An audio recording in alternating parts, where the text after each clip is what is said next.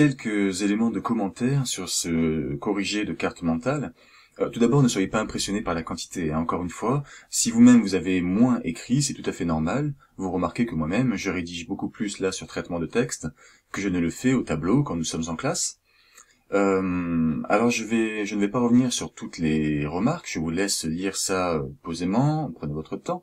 Mais je vais quand même commenter 3 éléments, notamment ce qui concerne l'attitude du lion. Je voudrais d'abord attirer votre attention sur quelque chose dont nous avons déjà parlé lors de la première lecture analytique, c'est cette impression que l'auteur nous parle. Cela est un vestige, une trace de l'oralité qui est très liée aux récits médiévaux, puisqu'un pourcentage infime de la population savait lire. Les trouvères, les troubadours écrivaient les récits médiévaux, ils étaient chantés, récités par des ménestrels dans les cours des châteaux, sur les foires. Et donc cette tradition orale, hein, dans la transmission du récit médiéval, apparaît dans le texte. C'est pour ça qu'on a l'impression que l'auteur s'adresse au lecteur. Donc ça, c'est un élément important dans les romans médiévaux.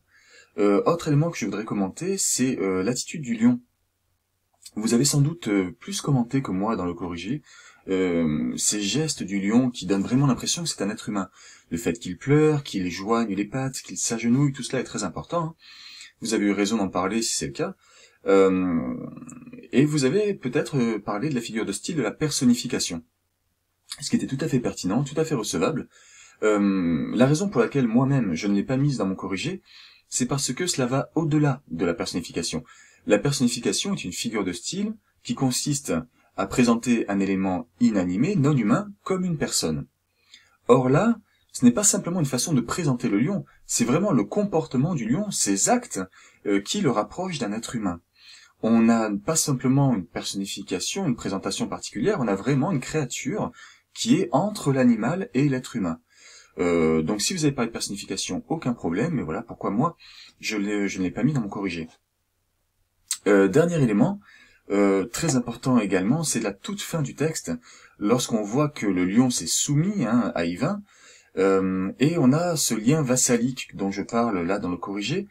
Alors cela fait référence à un élément des séances d'introduction sur le cadre médiéval, ce lien vassalique étant le fondement, hein, de la société féodale au Moyen-Âge, où un seigneur va donner une de ses terres, une partie de ses terres, à un seigneur qui est en dessous de lui et qui, en échange, va lui jurer fidélité et protection en cas de guerre. Ici, on a vraiment cette impression-là, c'est vraiment ce que Chrétien de Troyes a voulu créer comme impression.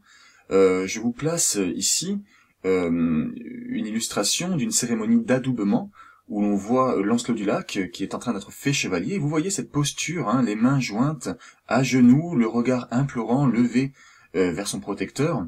On a donc vraiment ici quelque chose qui résonne dans l'esprit du lecteur ou du spectateur, hein, du Moyen-Âge.